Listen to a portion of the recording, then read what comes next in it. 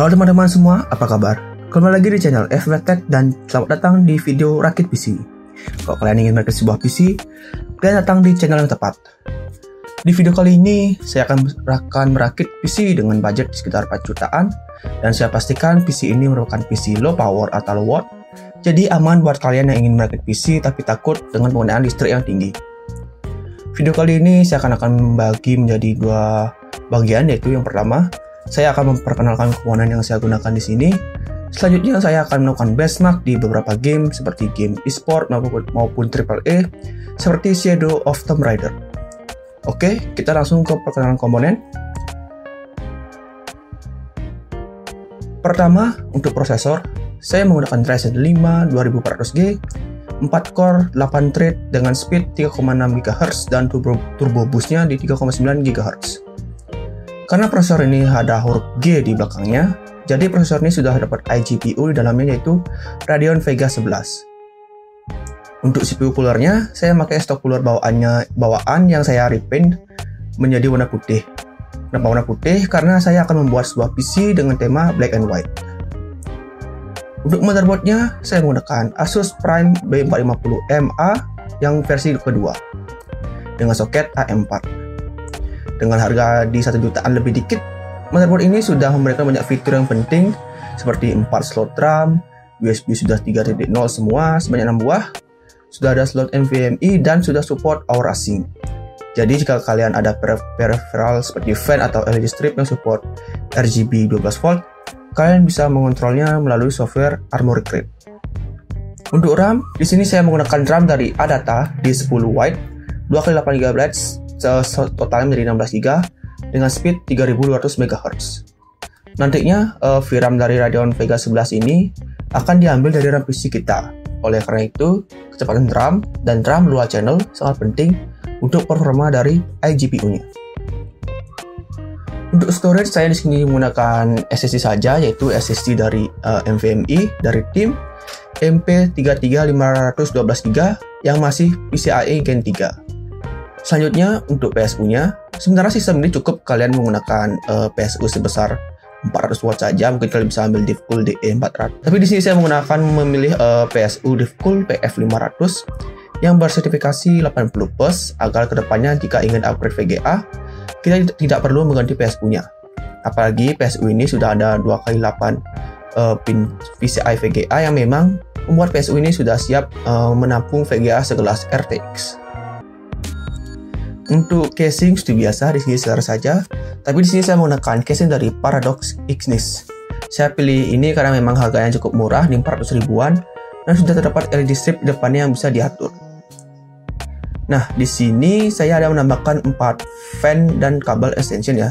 Tapi untuk di harga 4,5 jutaan itu merupakan harga PC-nya saja tanpa fan dan kabel extension-nya, karena tambahan ini tidak mempengaruhi performa PC yang akan dirakit, hanya untuk estetika saja.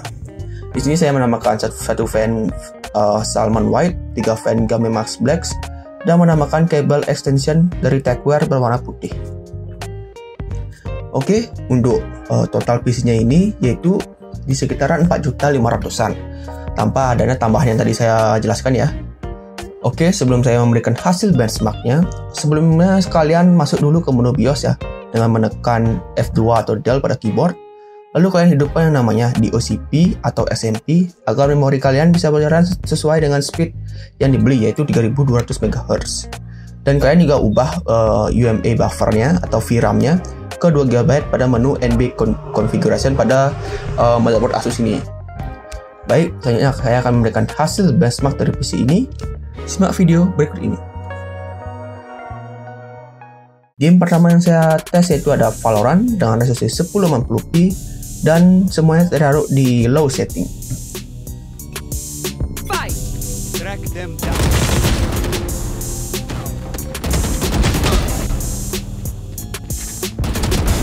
Neutralized. No more secrets. Shot down.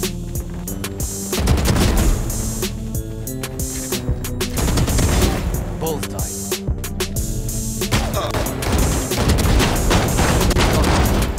Di sini untuk rata FPS-nya berada di 147 fps dan minimumnya FPS-nya berada di 120 FPS.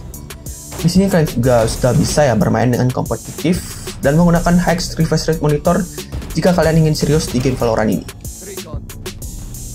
Game selanjutnya ada game CSGO dengan resolusi 1080p dan semua settingannya berada di low. Untuk rata-rata FPS-nya di sini berada di 128 FPS dan minimum FPS-nya berada di 94 FPS. Untuk minimum FPS-nya di sini mungkin bisa kalian dapatkan ketika ada efek dari granat atau molotov yang membuat agak drop sedikit FPS-nya. Tapi masih bisa dibilang masih sangat nyaman untuk dimainkan, walaupun belum bisa dibilang untuk bisa digunakan untuk kompetitif.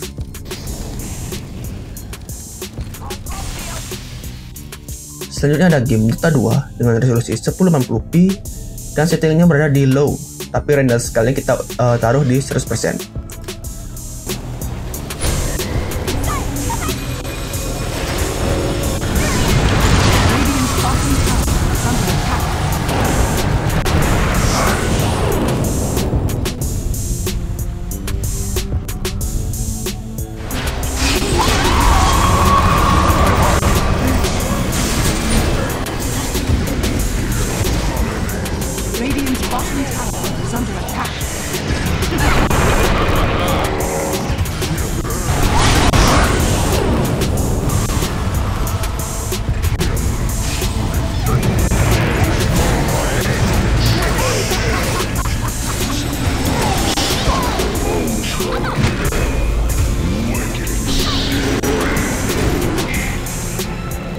Untuk rata-rata FPS-nya sini berada di 80 FPS dan minimumnya berada di 54 FPS.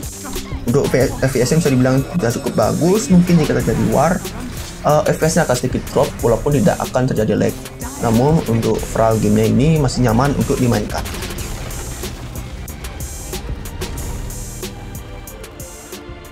Lalu ada game GTA 5 dengan resolusi 1080p dan settingannya bisa dibilang rata kiri semua atau normal. Untuk rata-rata FPS-nya berada di 55 FPS dan minimumnya berada di 44 FPS. Di game GTA 5 ini akan ada drop FPS jika kita menyentuh area yang banyak tekstur seperti pohon atau dedaunan. Lalu ada game bola yaitu eFootball 2021 atau PES 2021 dengan resolusi 1080p dengan settingan berada di preset low.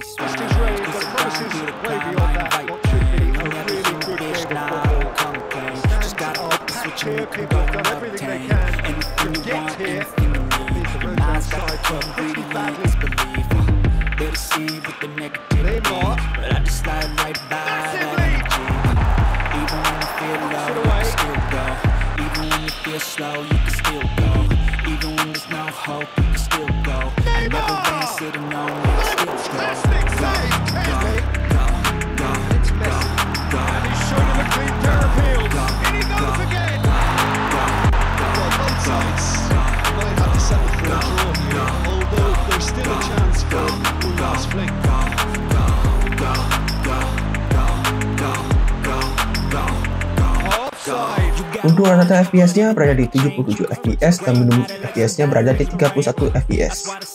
31 FPS ini terjadi ketika ada scene baru masuk ke pertandingan atau kita berada di tunnel sebelum pemain masuk ke pertandingan.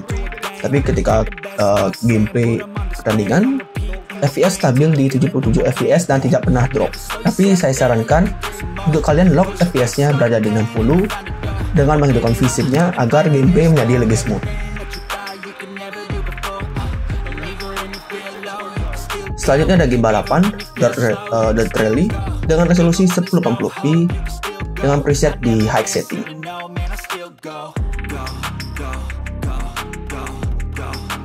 Untuk rata-rata FPS-nya berada di 59 FPS dan minimumnya berada di 47 FPS. Jadi untuk game ini lancar ya untuk dimainkan, apalagi ini bukan game balapan yang adu-aduan kenceng lah. Di sini hanya genter-genter saja ya untuk gameplaynya.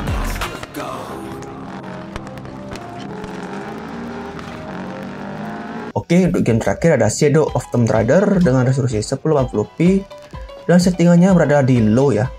Jadi sedikit lebih tinggi karena di bawahnya masih ada lowest. Untuk rata-rata FPS-nya berada di 29 FPS dan minimum FPS-nya berada di 26 FPS. Memang di sini FPS-nya berada di bawah 30 FPS.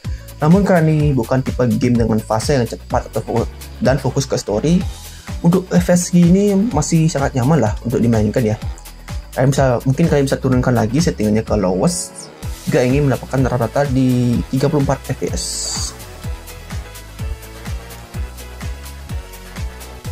Oke, segitu dulu untuk video kali ini. Bisa bilang untuk hasil benchmark dari tadi itu bisa bilang cukup nyaman lah untuk dimainkan. Jika kalian ingin menggunakan komponen yang saya gunakan di sini, kalian bisa cek semua yang di deskripsi. Saya sudah menaruh link-link untuk barang-barang yang saya gunakan di sini. Segitu dulu untuk video kali ini. Jangan lupa untuk like, komen, dan subscribe, dan sampai jumpa di video berikutnya. Bye.